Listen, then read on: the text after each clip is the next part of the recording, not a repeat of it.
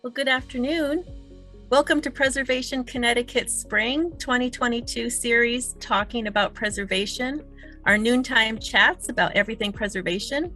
I'm Jane Montanaro, Executive Director of Preservation Connecticut, and I'm delighted to be your host as we have the opportunity to chat with Kathleen Maher, Executive Director of the Barnum Museum in Bridgeport. Kathy will share insights on P.T. Barnum and his lasting legacy, and she'll also talk about the museum and how they are working on new and innovative methods of experience development, integrating history, arts, storytelling, gaming, science, and technology to create a dynamic 21st century museum for the future. But before I hand the controls over to Kathy, let me give you a brief intro into Preservation Connecticut. Preservation Connecticut is the statewide private nonprofit historic preservation organization founded in 1975 by a special act of the Connecticut General Assembly as the Connecticut Trust for Historic Preservation to preserve, protect, and promote the buildings, sites, and landscapes that contribute to the heritage and vitality of Connecticut's communities. We are statutory partners with the Connecticut State Historic Preservation Office, and I am proud to say that for over 4 decades, we have successfully championed the protection of remarkable community assets all over the state by leveraging funding, advocating, forming partnerships, and promoting stewardship. Our office is on Whitney Avenue in Hamden, Connecticut, and is listed on the National Register of Historic Places.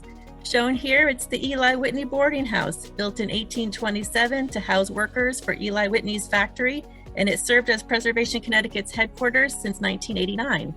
We have a staff of 9 preservation professionals and a board of 21 preservationists from around the state. Staff listed here are always available to assist with inquiries. Chris Wiegren is our Deputy Director. Contact Chris for information on historic preservation easements, our bi-monthly magazine, Connecticut Preservation News, our Olmsted in Connecticut Landscape Survey Project, or to arrange book talks for his book, Connecticut Architecture, Stories of 100 Places. Renee Trebert, Making Places and Preservation Services Manager. Please contact Renee for information on redevelopment of historic industrial sites and tax credit applications. Jordan Sorensen is our Development and Special Projects Manager. Jordan manages our communications and outreach to members through social media and email, receives and monitors demolition notices from municipalities, and prepares historic tax credit applications and nominations to state and National Register of Historic Places. Kristen Hopewood, Development Assistant, manages all of the inquiries that come through our website, provides member services, arranges special events, and is the editor of our Historic Properties Exchange, a free listing of threatened historic properties. And finally, our team of circuit riders, Brad Scheid, Mike Farino, Stacy Vero, and Stefan Danchuk.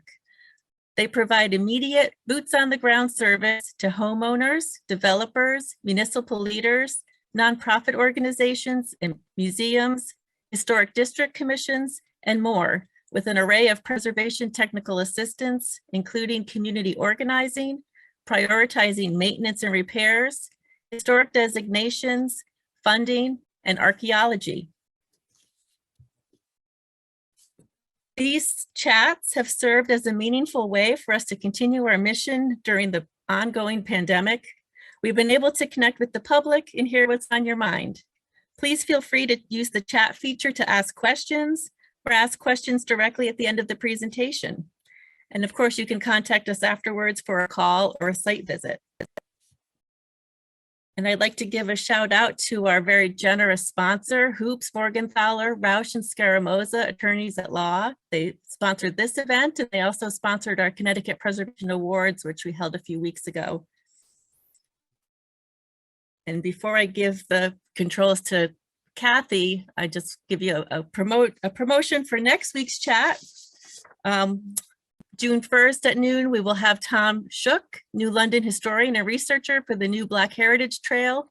The trail celebrates 3 centuries of Black strength, resilience, and accomplishment through 15 sites. And together the sites tell a story about Black life in New London while tying into larger stories about enslavement, the Great Migration, and the struggle for civil rights. So please mark your calendar to join us next week as well. So with that, I can stop sharing my screen and let Kathy share her screen. Okay. And can you see the full screen?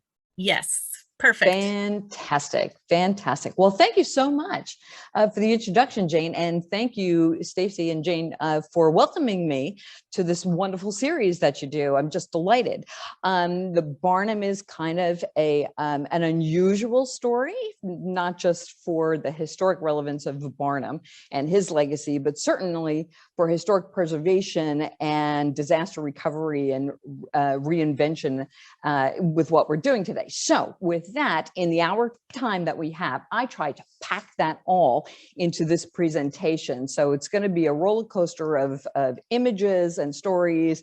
So buckle up, folks. And yes, Jane mentioned and thanks to those who sent questions in advance. I actually altered the presentation just a little bit to maybe answer some of those in advance. So thank you. And yes, please, if you have questions, put them in the chat and we can talk about it at the end of the presentation. So with that, let me just put this in context for you. So P.T. Barnum, today, people put P.T. Barnum squarely in the 20th century. He makes sense with the technology available, entertainments. When we look back, he doesn't make sense in his own time frame. He's born in 1810. Okay, so let's think about that. Napoleon is still alive. He's a current event. Okay, founding fathers are still alive. If you saw The Greatest Showman movie with Hugh Jackman, okay, great fun. When you see that opening scene and Barnum and his father go running in New York City to catch the train to Danbury, the train is not invented yet. Okay, so this is how early Barnum is in the context of time. So people also automatically go to The Greatest Show on Earth. Oh, he's the circus guy. Well, the fact is that Barnum was over 60 when he started The Greatest Show on Earth and the circus enterprise came to him. It was his retirement project. And we'll get into that a little bit, but that sort of sets the tone. So a little bit about Barnum. He is born in Connecticut. He is a Connecticut native. He's born in Bethel, day after 4th of July. He's born on July 5th. And it was a rather modest family. They were not destitute by any stretch of the imagination. Actually, Barnum's mother's family had some wealth and owned a lot of the property in the downtown of Bethel. But Barnum, he wasn't a real big fan. And he writes about this in his autobiography. Well, we're not imagining this. We couldn't be any luckier because he writes such a thorough, comprehensive autobiography, starts in 1855 and adds to it through the course of his life. It was organic. But Bethel was his family home and he loved it. But his energies were peculiar to an agrarian lifestyle. He saw the world as an opportunity. Now, with an emerging America, what is happening? We have a constitution that gives us unalienable rights. Okay, so he believed that he had a voice to add to society. And as a young man in his 20s, he started writing letters to the Danbury newspapers, just opinion pieces. They just didn't print them. And in his 20s, he said, fine, you're not going to print my opinions. I have a right to have a voice. I'm going to start my own newspaper. And he does. It's the Herald of Freedom. Produces it now in the 1830s, okay, in Bethel. It turns out to have a rather large circulation. He winds up being sued 3 times for libel. The last time the suit lands him in jail for 60 days, okay, people are outraged. The freedom of the press, we can command our own voice. If you don't like the opinion, okay, that's fine, but he winds up in jail. People of the community were outraged. They decorated his jail cell in Bethel. They had a parade. This is an illustration of the parade that they had for Barnum when he was freed from jail. And they also let him continue to produce the newspaper while he was in jail. So this is, democracy at its rawest, element, battling out the terms. I mean, we're still doing it today, right? But this is happening with Barnum in the 1830s. So he realizes he has an intellect and energies that were far beyond, his family home and the family farm. So with that, he does in Bethel, he starts to become a lottery agent. Lotteries were sanctioned by the church, state and church at the time. You know, it was a Calvinist belief that lotteries weren't acceptable for wholesome moral living. Basically, Connecticut overturned lottery legislation, and Barnum, although he believed in cheerful Christianity, he was a faithful person, he couldn't make enough money to support his family. And that's really when he decides to move his wife. His wife was pregnant at the time, but in 1834, they move into New York City. So think about New York City in the 1830s. You know, the Irish immigration is just about to, you know, surge into the Battery area. There are no bridges. New York is so far downtown. This is really like the World Trade Center section. It's that far down. So the harbor is thriving. The streets, you know, are active with people. The influx of immigration is happening at a rate that the infrastructure of New York then could barely handle. So it's a tough and gritty place. But Barnum saw it as an opportunity. You know, what could he actually do to, you know, imagine a New York City that would be fantastical? And let me, I'm sorry, I went too far, but he decides to open the American Museum in New York. And he really takes it from, let me see if I can go back. Here we go. So he actually purchases, using a section of land he had as a child in Connecticut called Ivy Island. He used that last bit of worthless land in Connecticut as collateral to purchase the American Museum. He reskins it. It was Scudder's Museum. It was a scientific, much like Peale's American Museum, it was really for the educated, it was for the wealthy, it was for scientific examination. It was not a public entertainment attraction. There was no such thing as that at that time. Family entertainment did not exist. You know, theater going actually was considered immoral for women and children. So there was no place for people to go who wanted to explore and be entertained. Theater going was predominantly male audiences. There was drinking, there was smoking, there was violence, there was prostitution. So none of that was going to exist in Barnum's establishment. So what he does is he transforms the ideals of entertainment and makes it, you know, available to family audiences, to women and children. But he understood that the idea of ingratiating this type of new entertainment would happen slowly, but not happen without incredible imagination and ingenuity and cleverness. People loved it, and they started flocking to the American Museum. It really does become a major cultural attraction, not just for New Yorkers,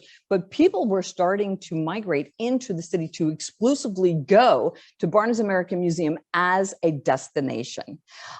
Now, Barnum, again, he never abandoned his political beliefs, and he did believe that if you were born into a country that could command a public voice, it was really your obligation to, you know, be a part of the institution that is the Constitution and a growing America. But what was happening now was the ideas of slavery were starting to expand west. He was a Jackson Democrat until the eve of the Civil War, but he is put up as the candidate for the Democratic governor of Connecticut in 1852. He pulls the candidacy because he does not believe in the direction that the Democratic Party is going at the time. So it's extraordinary. People don't necessarily think of Barnum that way. And in so much as people think of Barnum in a very bombastic character, you know, not a lot of control, Barnum was one of the country's greatest temperance champions of the time. He, at that point, he had been to England, traveled around France, Germany, all over. He discovered wine, and he comes home to New York. His career is starting to take a path. He's not the Barnum brand yet, but ultimately what happens is he is at a trip upstate New York, and he sees business leaders, politicians, civic community representatives who are all drunk out of their deportment is not acceptable as far as Barnum is concerned. And he's really appalled. I cannot accomplish what I want to in my life if that's my behavior. He came home to Bridgeport and cut the heads off of all of his wine bottles, signs the teetotaler's pledge.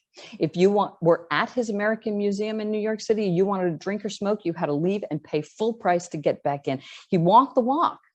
They had temperance plays at the museum. So he's really establishing a character that's so far from contemporary thinking that it's very surprising to people. Now, going through the 1840s, 1850s, heading into the 1860s, the American Museum is thriving. It has become an anchor, in society as a great attraction for people to go visit. At any given time, there were 500,000, I can't even, as a museum person, I can't even think of what curating 500,000 exhibitions would have been like in that museum. It is estimated that 38 million people actually visited Barnum's American Museum. Now, this is at a time where American population was only about 32 million people. So those numbers are great today, but staggering when you think of the time that it happened. This is actually a real photograph of the American Museum way down on Broad Street in Ann, about 1850s. So Barnum actually, with his American Museum, he is known today by the International Association of Amusement Parks and Attractions. This is a global entity, okay? IAPA, it's called. Everything from the V&A in London is part of IAPA to Disney World in Florida. If you're an attraction, you're part of this organization. In 2012, Barnum was inducted into the IAPA Hall of Fame by this global organization, not for the greatest show on earth, but because of his American Museum. He is really known as the founder of the attractions industry. And that's incredible. Connecticut owns that. So so we've got a heavy, legacy to live up to. Ultimately, what happens with the American Museum, because of Barnum's true political beliefs, he is the author of the amendment to the Connecticut Constitution to expand citizenship, stopping slavery where it is. He becomes one of the first Republicans with Horace Greeley and Abraham Lincoln. Because he is such a public figure, the American Museum is burnt down in 1865. It's reported by the New York Sun that it was the work of Southern sympathizers.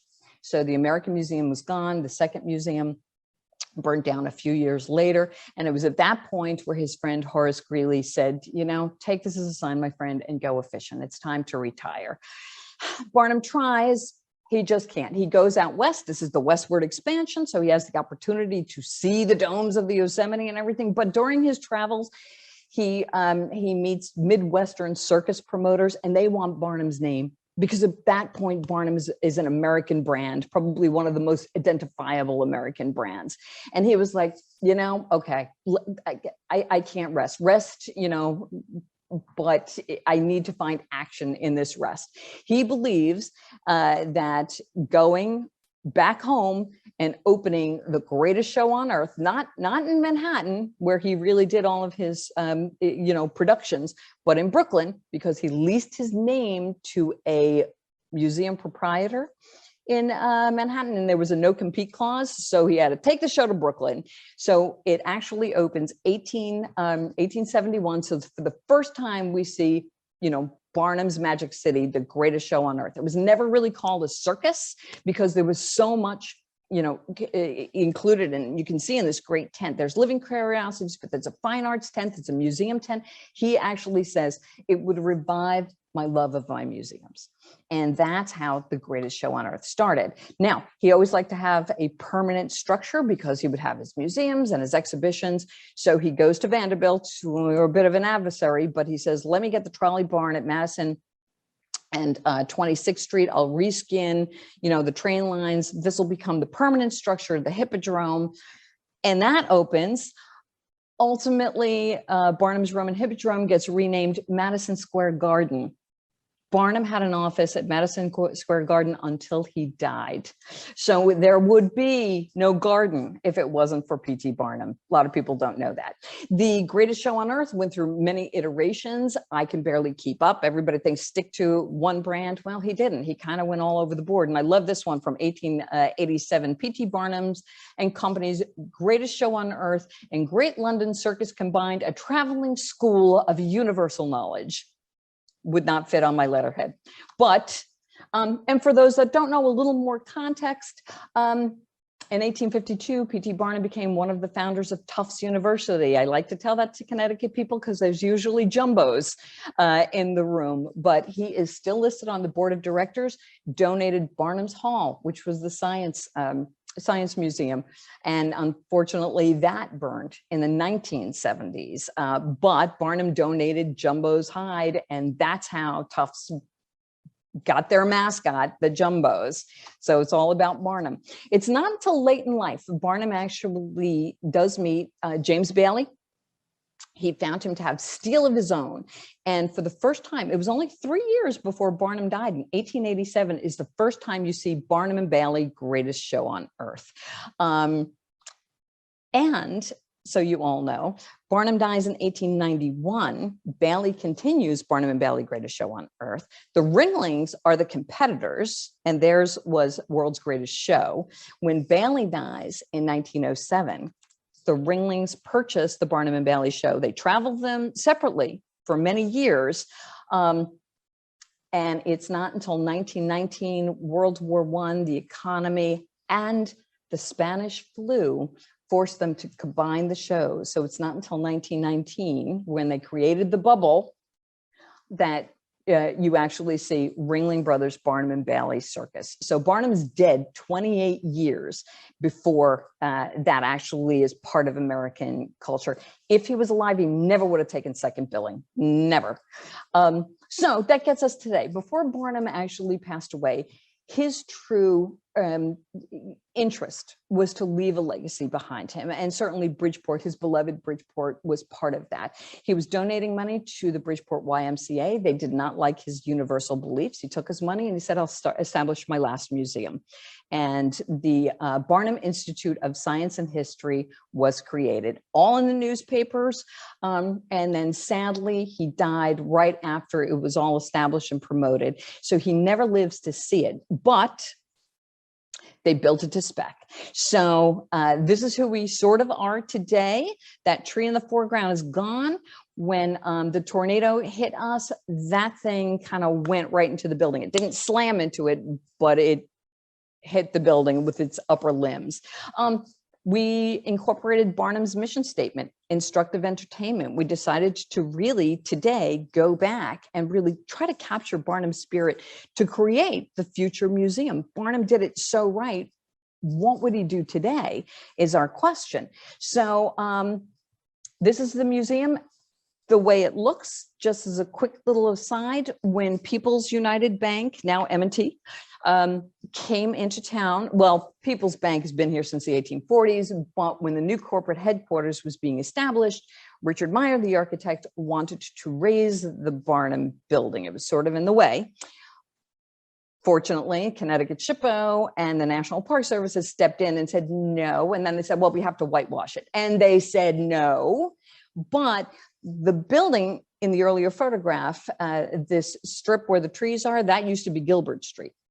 So the whole streetscape was reconfigured, and it puts the museum in kind of a challenging environmental ecosystem that has really presented challenges today. And the most severe being the EF1 tornado that struck the building in 2010. It was not pleasant, and it was extremely confusing. It was really one of the first tornadoes. It seems like Connecticut gets hit with a tornado every year or so these days. But in 2010, when this happened, nobody had any idea what the heck just happened in downtown Bridgeport.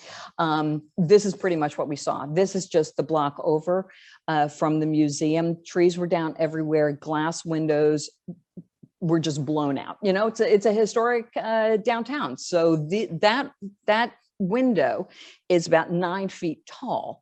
That's a lot of glass. And that was just one. The other window on the north face of the building also blew out. The curtains were, it was an alarming thing. And it wasn't until the next day had we any idea what happened. Now, as we're trying to process all of this, it was barely a year after that. So in 2011, Hurricane Irene came in. And then the year after that, it was Superstorm Sandy. So we were in constant phase of forensic evaluation. Our architects, our engineers, the collections people, it was just constantly. And for the insurance company, they're like, now you got that, well, the tornado didn't cause this, but it caused, you know, what's underneath, but now you have, it was just a nightmare to really assess this logically and methodically, so it would be a relevant document to submit. Honest to God, over 5 years of battling back and forth with insurance companies to figure all this out. The picture that you see is the Barnum statue. If anybody's ever been down at Seaside Park, it's the Olmsted area. That water that you're seeing, yeah, that's the road. Okay, so that was actually during Irene, not even Sandy. Sandy was worse. So to one of the questions, what we had to do, when the tornado hit, the HVAC system just sucked in. You see a tornado because it's garbage. So when the HVAC system sucked everything in, it just redeposited grit, grime, glass shards, particulates, chunks of the tree that fell, leaves, everything. It was truly a disaster and confusing to figure out. We had some 20,000, 25,000 artifacts in the historic building, ranging from documents to dishes to our 4,000-year-old mummy. It's like a hospital. Every patient has a different file and needs specific work, right? You can't move a patient without making a full assessment. So we had to really calculate what was going on. Nothing could get dealt with until insurance companies came in. And meanwhile, we were shoveling glass out of corridors because the windows just broke. It was one step at a time, right? Millions of little tiny issues and tactical, you know, triage had to be done for every single artifact. And then let's not forget the human capital here. You know, you have a staff that are just devastated, looking at you like deer in headlights. What's going to happen to me? This is my livelihood. So there's a million things that have to be navigated. Then the mold comes. So this is the undercarriage of our Tom Thumb, literally our Tom Thumb carriage. So because the HVAC is shot, there was no way to fire up the heat to extract the moisture to balance out the relative humidity. It's called hydroscopic shock. So just on one object, you know, you can see over here, this is our object conservator dealing, because everything is hygroscopic at a different level. So all of the wood of the carriage just became saturated immediately. So the wood swelled. And then it contracts. And what happens is the paint doesn't follow the same hygroscopic levels that wood does. So all the paint started flaking off. The leather started curling and molding. The textiles, the wood, there's metal on it. Everything was reacting differently. And there was no way to stop that immediate disaster issue. This is one of the original chairs from Barnum's Iranistan mansion, his Bridgeport mansion, 1847, covered with just particulates and grime. So we needed conservators that were expert in their different type of mediums. So it was creating an army of skilled, talented people to deal with objects in their situation before we can take anything contaminated. Everything had to be cleaned because nothing could go into a new environment. Anyway, there are success stories. This is the restored carriage. It was probably the most damaged, but bravo to our conservator. But then, of course, you know, you have to mitigate the damage. It's like lessons learned. Things are in harm's way. We were successful at getting a couple of, a series of grants from the National Endowment, about $250,000 to digitize and do some repair on the artifacts. And now we are part of the Connecticut Digital Archive. So there are a couple of thousand objects that people could actually research now. And then with COVID coming, it's become a tool to keep us very vibrant in a global community. So benefits. But then it was finally time. It took over a year to get the artifacts cleared out before we could get into the building. You know, and this is really what we had to deal with. All of the 1980 Richard Meyer period renovations in the building had to go. And we were faced with an extraordinary amount of debris, a lot of issues that were really concealed deficiencies that weren't done correctly at that time that you wouldn't otherwise know because there was modern drywall up. So this has been an ongoing research project, and we're very lucky. We've gotten wonderful support from Connecticut SHPO and the Connecticut Trust to bring in highly skilled historic preservation researchers, forensic analysis for historic preservation to do this the right way now. So as devastating as it looks, it's really become an opportunity. Now, another success story. We've completed the first and the second phase of this. If you can look straight to the back wall in this image, you can see those gray columns between the windows. That's, and I said this to the group that came last week, that's basically root canal. Inside those columns are steel strongbacks, like rebar, that have literally drilled down into the east wall of the building to keep that building from collapsing. And it's hard to believe the building didn't collapse. And that's always when I give a shout out to 19th century skill and engineering because it stood.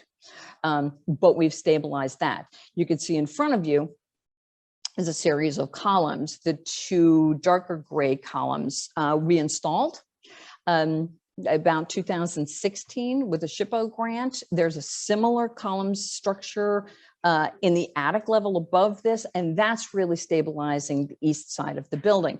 In the foreground, the columns, those are temporary shoring to help stabilize the south rim of the massive timber dome because there was nothing supporting it. Just saying, it's good now. So one of the biggest damage. So on the other side of those windows that we just looked at, this is what the roof line looked like. The 1980 renovations put up a copper gutter to comply with SHPO regulations, but they used galvanized nails to do the tile replacement. And for 30 years, there were holes burning into the copper gutter. So moisture was coming in, which we did not know because there was a modern drywall covering it. So when the tornado came, it's negative pressure. It just sucks the building out. It just pushes everything out. So this wall went over 6 inches and the bricks were literally dangling. But again, good news. And thank you, Preservation Connecticut, formerly Connecticut Trust. We were able to repair, rebuild this wall. So this is where we are today. So it's strong. However, the next day, going around the building, it was like put a priority list of urgencies together. And the dome really was next in line. And you don't need an engineering degree to see that that does not work. So we, interestingly, did put a simulation, computer simulation together for an EF1 tornado on an 80 rib timber dome, what kind of undulation might occur, what would happen. And that is actually the computer simulation.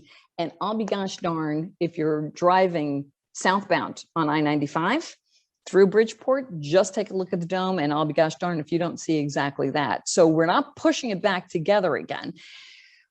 We had to get rid of everything that the 1980 folks did. All of this mylar insulated insulation was just wrong. I mean, it created nothing more than a terrarium in the inside of the dome. I mean, look at this. This is something like Elon Musk would launch a missile out of. So it all had to go. So we could actually see what was going on. So it was all pulled out.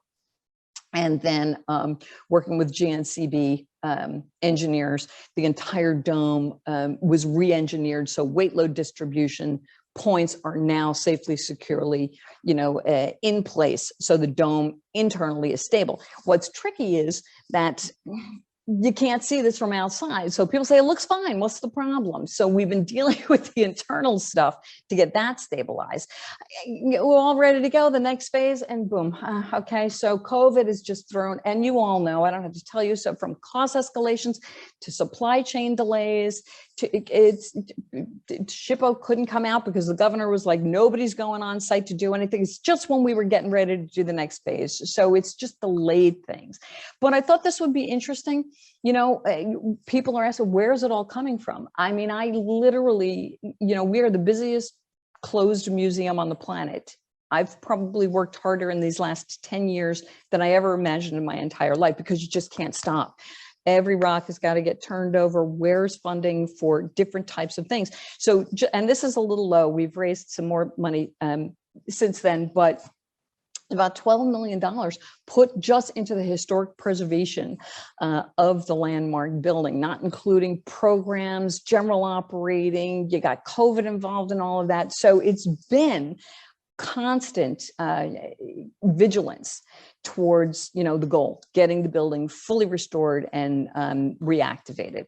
And this is just, you know, people say, well, what have you been doing? Well, we've been doing a lot. Again, this is just, you know, to deal with the building. We've done multiple workshops, qualitative, quantitative studies, charrettes with the community to really assess what's the future of the museum going to be, as well as all the construction and work with the architects and engineers to do the designing and just fundraising.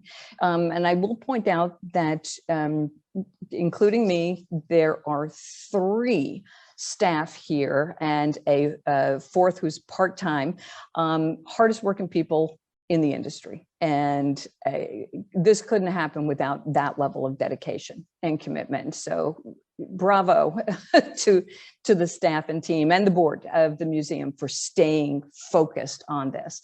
A very happy thing, you know, in the fall, we did, because we knew we were going to be facing some issues with the budget. It's like, this is the time to go in for Save America's Treasures. It's been revived.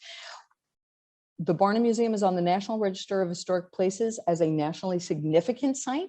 We got the national significance the month before the tornado hit us. Okay, so landmark designation was not even possible because of the condition of the building after that. But with all the work that we've done that you just saw, National Park says, bravo to you. Let's get you back on the National Historic Landmark list. Get that next round of reports going. So we were working on that as well. But because of that, we did apply for a Save America's Treasures grant. You have to be at least nationally significant, but they mostly fund already existing NHLs. And we got the $500,000 to do the windows.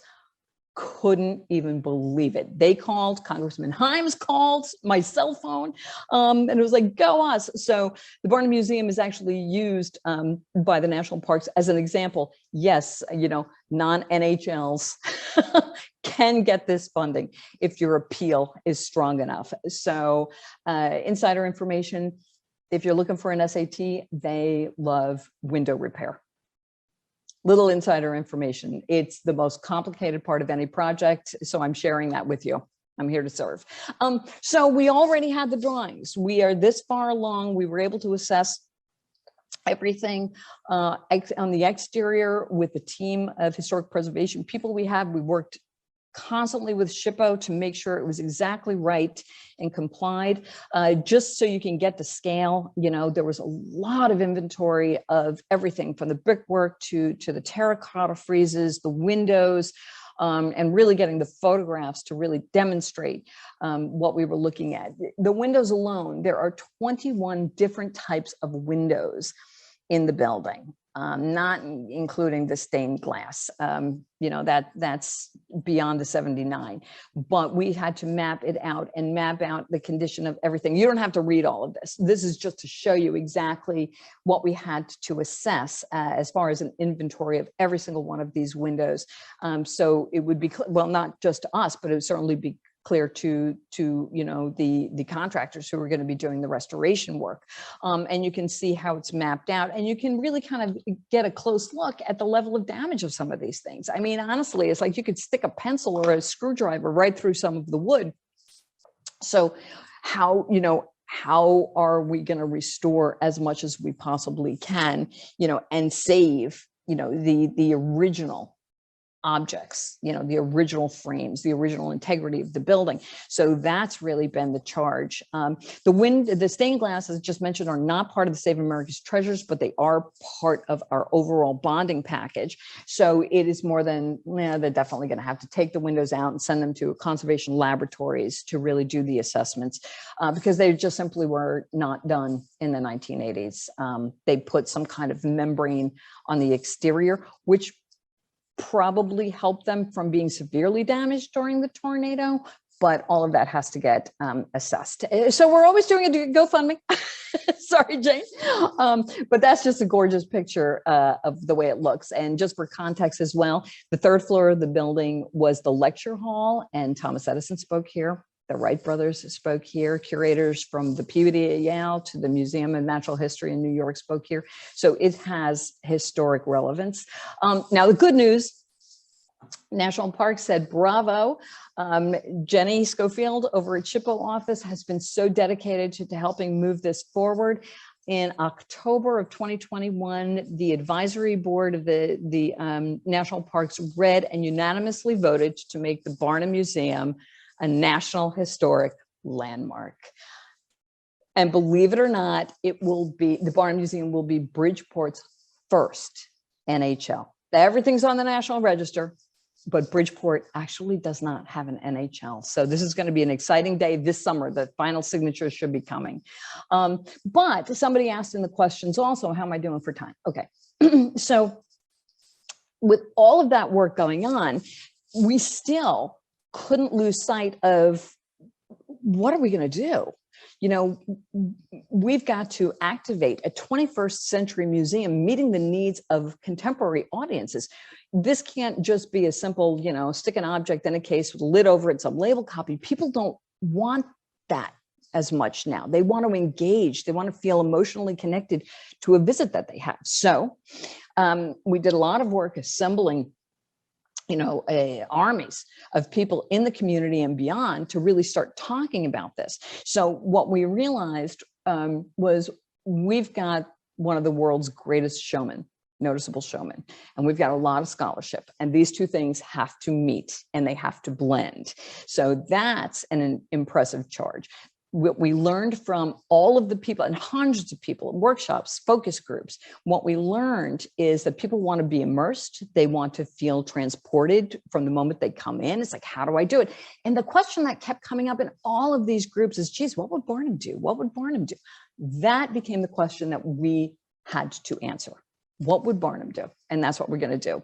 We brought to the table a design firm out of California called BRC Imagination Arts. They are responsible for the Abraham Lincoln Presidential Museum in Springfield. They are actually being considered for another very prominent American president's site as well. They should be finding that out very, very soon, and we wish them luck. But they understand iconic figures and how their moment in time needs to resonate with us today to make us understand certainly the time and culture from where they're from, but where are we going from here? And that's best really through immersive storytelling, master storytellers. So everybody comes to the table. For Charette, we had to pick a different voice. It wasn't just, it's not going to be the Kathy show. We had to, just straight in front, the woman Elizabeth, that is our historic preservation architect. Next to her with the beard is an attractions expert. We have an educator, an educator came, community representatives, people with different voices, different opinions, different needs out of a modern museum. Everybody got together to illuminate the stories that we're going to tell through Barnum's struggles and triumphs. So we're not telling the story, he's born in Bethel and he does this in New York City. We're telling it through themes. So the Barnum Museum is going to be told through illumination, through curiosity, rebounding from failure, risk-taking, all of these things that aren't just characteristic to Barnum's life and times, but we can find those moments in our own lives and relate on a human level. So that's the intention of the future Barnum Museum. So we got to transform downtown. We're very excited about M&T Bank coming in. They are demonstrating their true commitment to certainly to the Bridgeport community.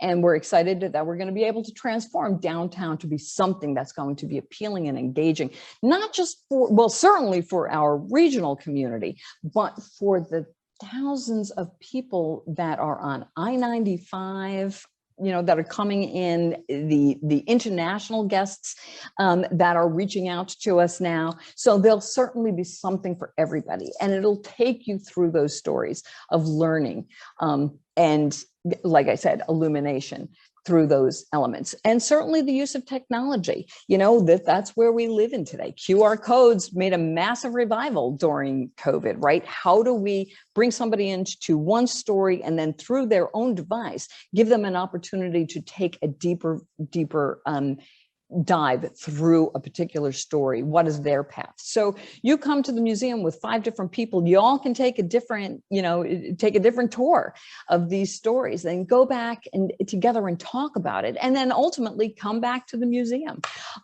So that's what our intention really is for the museum. You know, pick a technology device.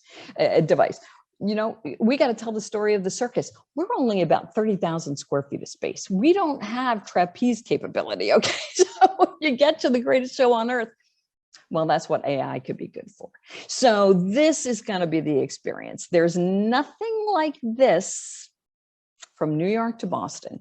So as part of my my pitch that we're not just creating a museum, we are creating a vibrant, you know, urban attraction that is going to pull people off of I-95, off of the trains. You're not going to be able to use Connecticut as paths through anymore. You're going to get off. You're going to come to the Barnum Museum. We're going to get you to the Mystic Aquarium. We're going to get you to the Norwalk Aquarium, the zoo uptown.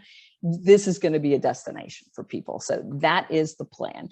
And to keep us alive, another one of the questions, what we realized during COVID is we really leaned into creating a YouTube channel, not just posting stuff, that we wanted our YouTube channel to be something enriching and deeply engaging for people.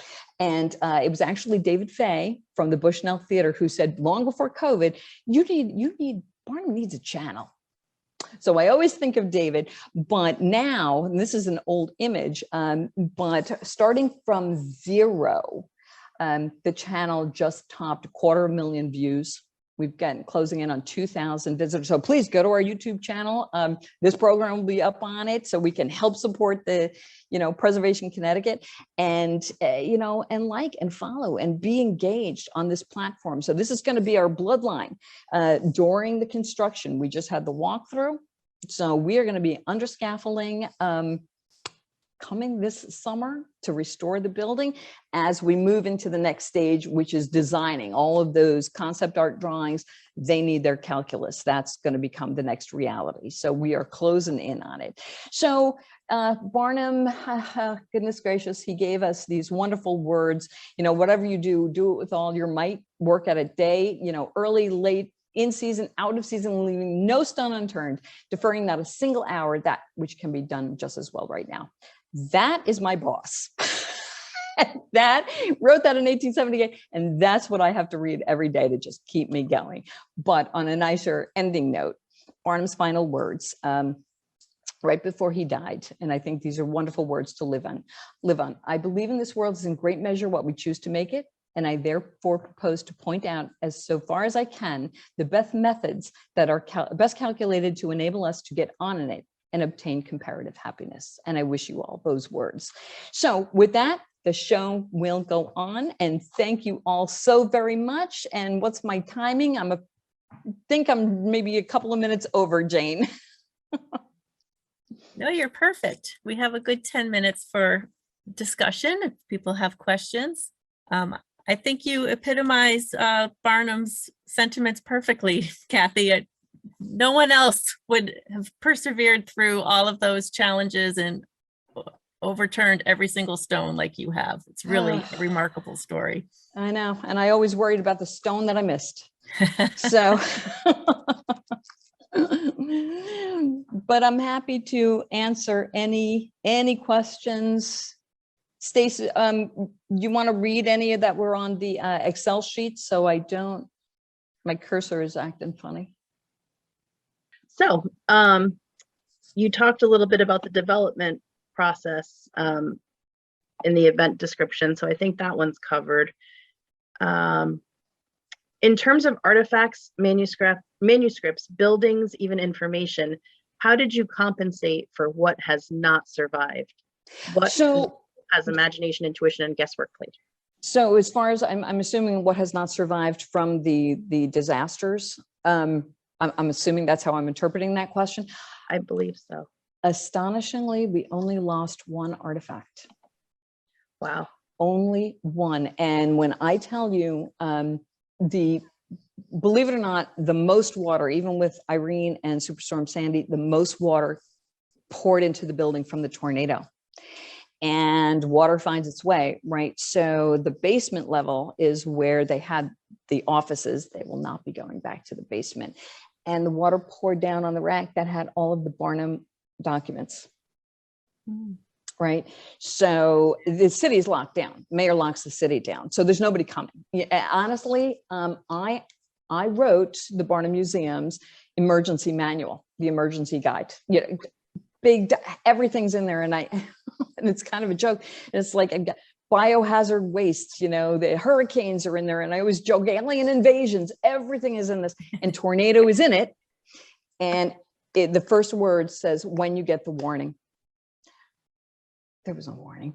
It rendered that book completely useless. And I've actually spoken around the country and even to a museum in Germany on disaster readiness. And what you need to have are the names of the emergency people. You need the phone numbers. Who do you contact? Our insurance company, everybody's like, oh, make sure you have your insurance. Well, guess what? They were 2 blocks away in a tornado. They were not helping. You know what I mean? So you really need to think things through as far as what you can do internally after you make sure your people are safe. Because it's another thing. I was thirsty, and going to so many programs for disaster readiness. What do I not know? What do I not know? What I found out that everybody that teaches disaster readiness have never lived through a disaster. It's all textbook. Useless. And FEMA people don't like it when I say that, but I'm happy to continue to say that. So I've called, and most recently when there was that weird flood down this way, the Westport Playhouse, called them because they had a flood in the electrical basement. It's like, what do you need? Are you okay? What do you need? And sometimes just having that human voice. We were so ready that the Barnum Museum was actually on the American Institute of Conservators grid. So when we got hit with the tornado, they knew they had an overlay and they were trying to get a hold of me before I was even able to reboot my computer. So having that network is the most important thing. All the logistics usually are useless, because you're not allowed in the building. Nobody was allowed in the downtown for a couple of days. Anyway, but one of Barnum's autobiographies, well, everything got soaked, but we became a chain gang with the staff that was here, and we laid materials out and just started flipping things through the course of the day to let them air dry, because like I said, nobody's coming with a refrigerator to get these things out right away.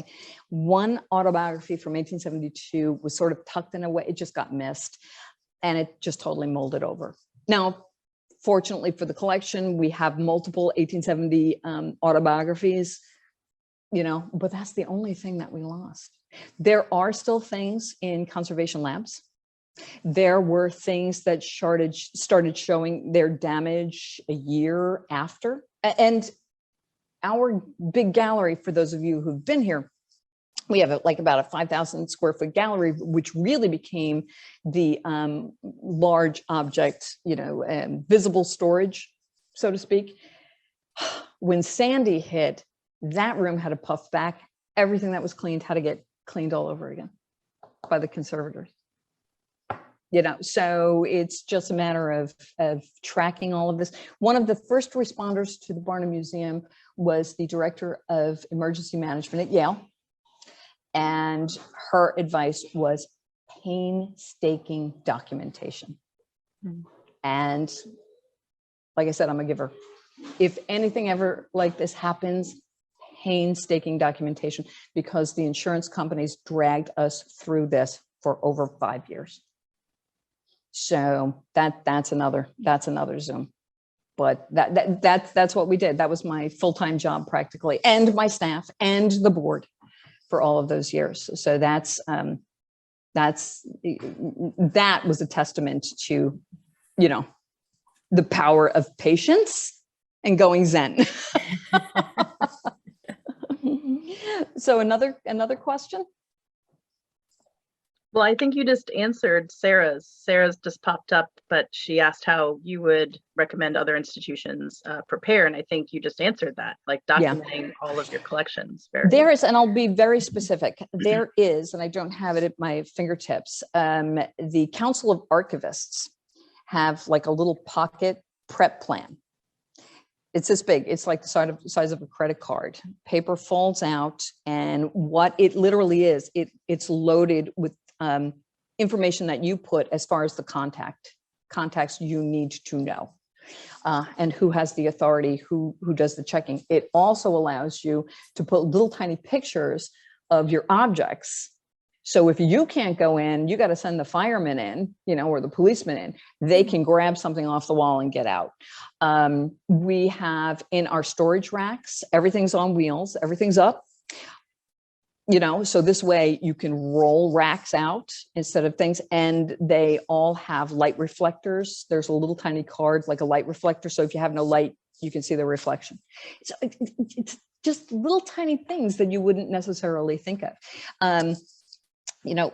What happened, we knew we needed a collections manager, and Adrienne St. Pierre, who was the curator at Fairfield, came because a tornado is so much, more exciting, came, and Adrienne really totally managed the collections, damage mitigation, outload, while I was dealing with the engineers and the structural people and everything else. So it was really a team, and that's the power of it. You need the leaders, right? And you need the leaders that could really take their own piece and run with it. Then you get back together. I can't stress that enough. You need to have faith and empower people to do what they do well. And that has truly kept things moving forward. So maybe a good way to wrap it up is just to quickly answer Dawn DeFeo's question is, what do you think his biggest contribution was to Connecticut? So Barnum to Connecticut. So I think perhaps his greatest contribution to Connecticut was during his first term for Fairfield, not Bridgeport, in the Connecticut General Assembly, and pushing forward the amendment to the Constitution to expand citizenship and to vote to abolish slavery once and for all in this country. I think that really was his defining moment, which people don't necessarily know about Barnum. And in doing that, he lost his business. He lost his American Museum. So there was a sacrifice for that. And he doesn't complain about it. He moves forward. So it's that extraordinary ability to, accept what happens to him and move forward. But another contribution might be the fact that Bridgeport was just kind of a small little hamlet. It's sectioned off of Stratford, and Barnum saw it as the next greatest industrial hub out of New York City. And that's why it became his home. The harbor was thriving, the trains, become the New Haven, New York train system is established. It's got the Huntington Turnpike, a company is actually in place, going towards the center of the state. So he really industrializes the city, but he also recognizes that communities need to be recognized for their own culture. So it's the point where Bridgeport is starting to diversify. So people need their churches and schools and the hospital and water, and everybody is equal. And it was almost like a little utopia that he created, and he thrived for many, many years. He was the mayor for one term. There were 1-year terms back then, if you can imagine, but his platform was really ensuring that it was a wholesome community. So crime was controlled. Utilities were, serving the entire population. There's a library. There's Seaside Park, for everybody. So he does an awful lot on a global scale. It's no doubt his legacy still thrives with the greatest show on earth. And as of last week, it's back. So the Feld family could not let Ringling Brothers Barnum and Bailey go. So it's new. And I called it. If you go back and you watch any of the tons of interviews that I did back when they shut down in 2016, I said, they're going to revive. They're going to come back with a new model. And here we are. So. Well, thank you so much, Kathy. Thank you. Thank you so much for having me. It was wonderful. Wonderful, wonderful. And like Kathy said, you can share this presentation. It's on their YouTube channel. It'll be on our YouTube channel as well. And if you want to follow up with us or Kathy with any additional questions or disaster training. Absolutely. That's never thought that would be on my obituary, but here it is. So as much as I could pass forward, happy to do it. Great. Thank you, Kathy. Wonderful. Thank you, everybody. Have a great holiday weekend coming up. Thank you. You too. Bye-bye. Bye-bye.